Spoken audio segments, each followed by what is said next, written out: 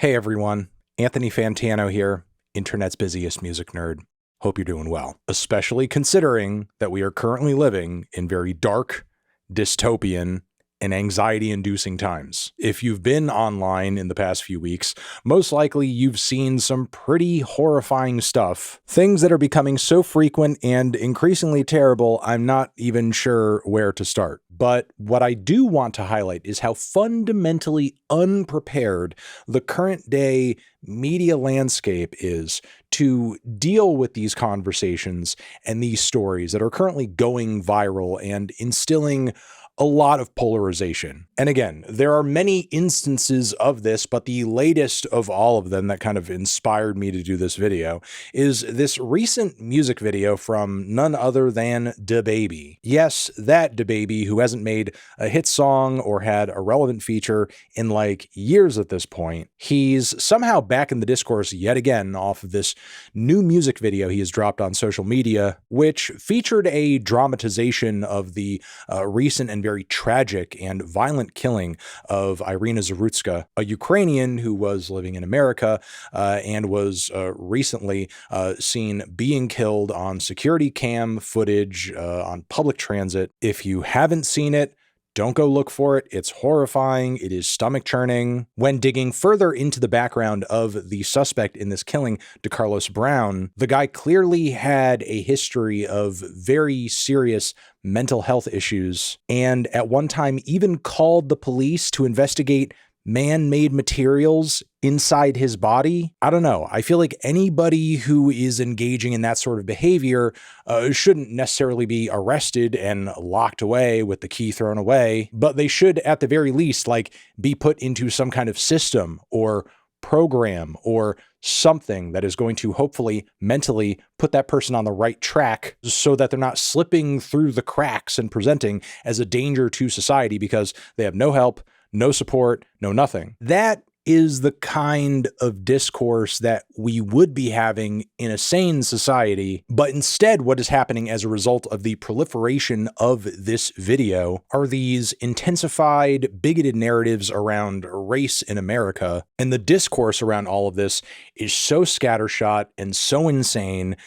Personally, from an outside perspective, it just kind of feels like it's something that cannot be untangled right now, as I feel like most people are kind of not so much seeing the situation as much as they are seeing and hearing about the way it's being exploited to push political narratives, increase the sense of paranoia and fear that your average everyday person feels when just walking down the street, and are maybe disengaging from it out of fear that they would be adding fuel to those flames. And when you do have somebody step up to the plate in the way DaBaby did here with this song and music video, it is a completely cringe misfire, not only in terms of the content of the song itself, seemingly having very little to do with what the music video is dramatizing in a literal sense, but of course, like, DaBaby paints himself in the video as like this heroic bystander who just happened to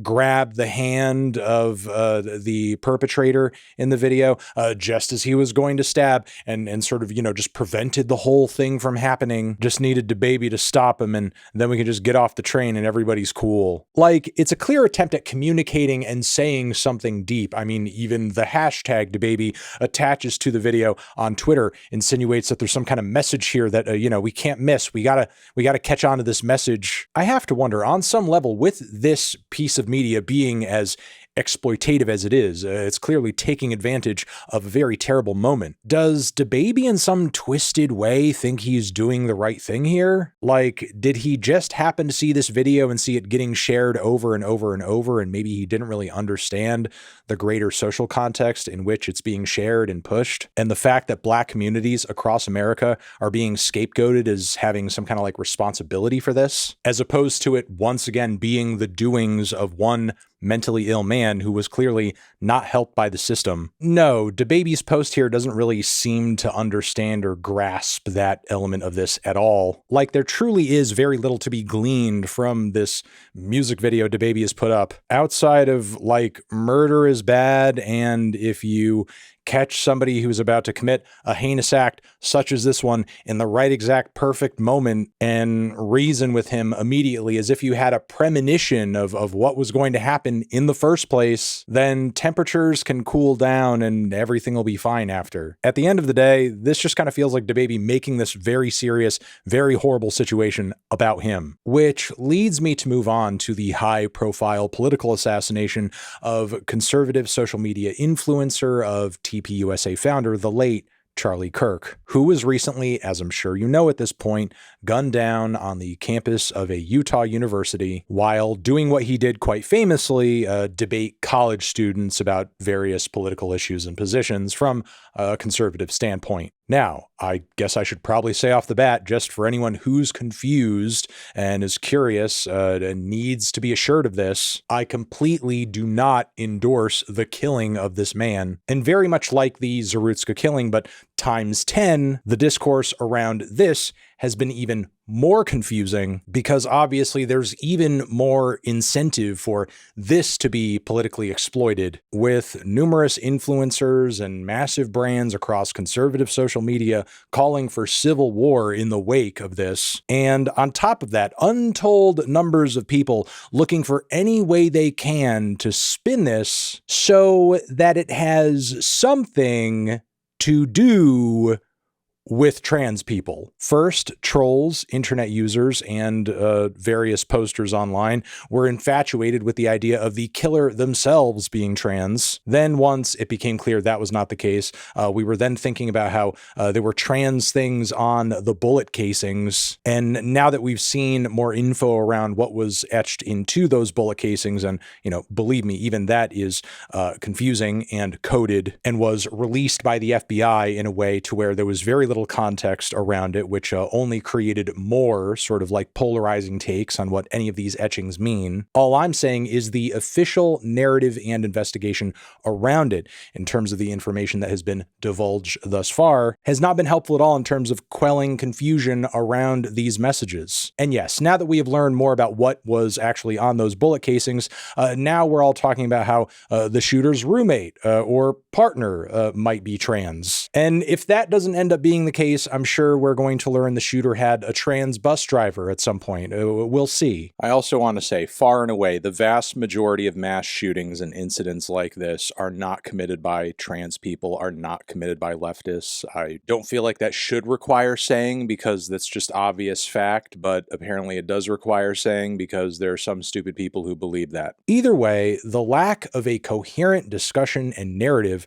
around something as devastating and as nasty and as honestly fear-inducing as this has only created a vacuum where basically anybody who is willing to reduce this down to the simplest and most aggressive terms they can is going to come out on top in some sort of way, because you're, by virtue of that, giving confused internet users seeking answers some kind of narrative to latch onto just to make this whole very scary thing easier to grasp. Enter in Tom MacDonald, who somehow came out with a Charlie Kirk song before we even had video of this man in an open casket with his wife giving a statement. Now, of course, the song itself is highly emotionally manipulative, complete trash. Sounds like flow for flow, a complete ripoff of at least several Macklemore songs, because Tom MacDonald only exists to steal flows and ideas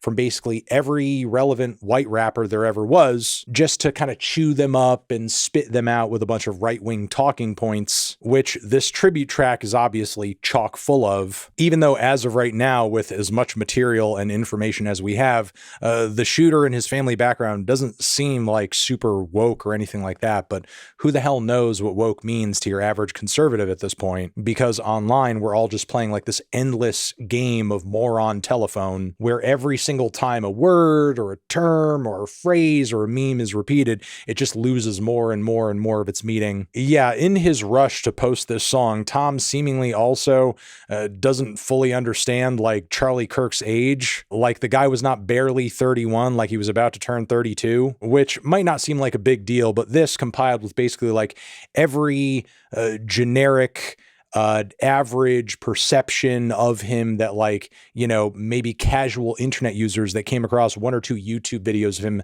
debating online, like whatever that average Charlie Kirk content consumer thought of Charlie, Tom is basically packed into this song, and knowingly so, because Tom wants to ride this wave right to the end so that he can maximize the amount of attention he's going to get out of it. And that's really the discussion here, because not only is Tom MacDonald essentially whitewashing Charlie Kirk's legacy and ignoring basically anything he ever said or did that was the least bit controversial, but this man with this song and this music video is just exploiting Charlie Kirk's death in the same exact way he's trying to, or was trying to up until this point, exploit the fact that Gavin Newsom is like really going at Trump right now and will likely run for president very soon. And believe me, personally, I'm no fan of Gavin Newsom, but like the fact that Tom was desperately trying to cling to this man's coattails for at least a little bit of attention, why he's doing it is obvious. It's not out of like some seriously and deeply held political imperative or philosophical worldview. The guy is a self-interested social media opportunist who's actually fucking Canadian. So if anything he says or does actually has any sort of like social or future downsides to it, I'm sure that guy can just go fuck off back over there. He does not have skin in the game like your average person who actually might have to live here long term. Now, another interesting thing I'll say about this new song of Tom's is that he's posted to the internet that sales from it, streams from it, whatever profits are generated from this track will be going together into a donation. But he's like kind of waiting to do it because he wants to give the biggest donation possible. Now, Charlie's family, and you know, my heart goes out to them, because obviously the death of a father, regardless of who that father is a pretty major and pretty awful thing for a family to have to sustain. Most likely they have a lot going on and they're probably not following the exploits of one Tom MacDonald here very closely, and might not be, you know, like keeping tabs on or keeping a lookout for that donation when it comes. So what I would like is for all of you watching this video, and any Tom fans also watching this video, is to continue following Tom MacDonald's Hangover Gang Instagram page closely and just kind of make sure he follows through with that donation, and maybe even potentially send to the family further donations, because it's not as if a song, once you give a donation, just stops generating profits. Maybe my read of Tom here is incorrect. Maybe he's more well-intentioned than I think he is. Either way, seeing that donation, proof of that donation, would be fantastic, especially after witnessing such a horrible tragedy. Ending off this video, I apologize. I'm a little at a loss for words. I don't really have many reflections to pass your way other than just things seem so insanely scary and fragmented right now. But I guess some recommendations that I could give you and some observations that I am having is that it seems a lot of this extremity and a lot of this mass psychosis,